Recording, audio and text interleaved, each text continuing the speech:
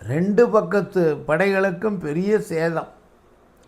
அதில் போருக்கு போன தன் மகன் வீட்டுக்கு வரலன்னு சொல்லி தாய் கேட்குறா.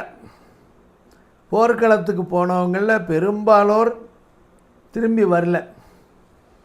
போரில் விழுப்புண் மரப்புண் பெற்று மடிந்தார்கள்.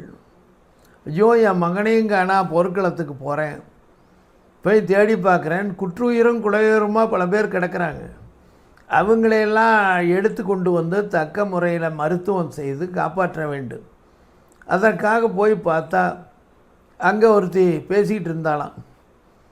இந்த அம்மா பையன் முதுகில் புண் வாங்கி செத்து போய் கிடக்கிறான். புறப்புண்ணா முதுகில் புண்ணு, பின்வாங்கி ஓடிய பேடிக்கு தான் அது. வீரனுக்கு மார்பில் தான் புண் வரும், விழுப்புண். அதை கேட்டு அப்படியே துடிக்கிறான். என்ன சொன்ன?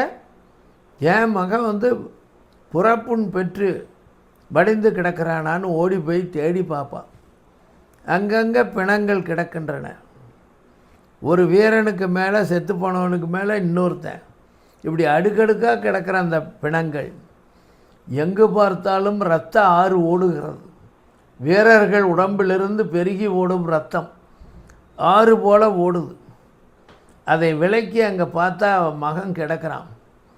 அவன் மார்பை பார்த்தா அங்கே தான் பெரிய புண், இந்த வேல் நுழைந்ததல்லவா, அதுபோல் அவனும் விழுப்புண் பெற்று மடிந்து கிடக்கிறான். அதை பார்த்து அவனை தூக்கி தன்னுடைய மடியில் கிடத்தி கொண்டு அழுகிறாள். ஐயோ, என் வீரமகனே, நாடு காக்க உன் உயிரை தியாகம் செய்து விட்டாயா?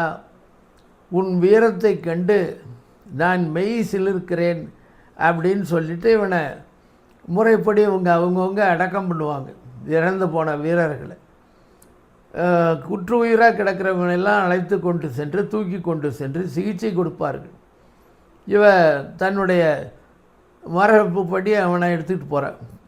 வழியில் அந்த செய்தியை சொன்னால்லவ, உன் மகன் முதுகில் புறப்புண் பெற்று கிடந்தான்னு. அவன் மூஞ்சியில் போய் அடிக்கிற மாதிரி சொல்கிறான். என்னடி சொன்ன? என் மகன் முதுகில் புண் பெற்று இறந்து போனான்னு கிடைக்கிறான். பார், மார்பில் அவன் புண் எப்படி இருக்குன்னு, விழுப்புண் மரப்புண் பெற்றும் மடிந்தான். எதை நீ பேசுவதற்கு முன்பு பார்த்து விட்டு பேசணும்.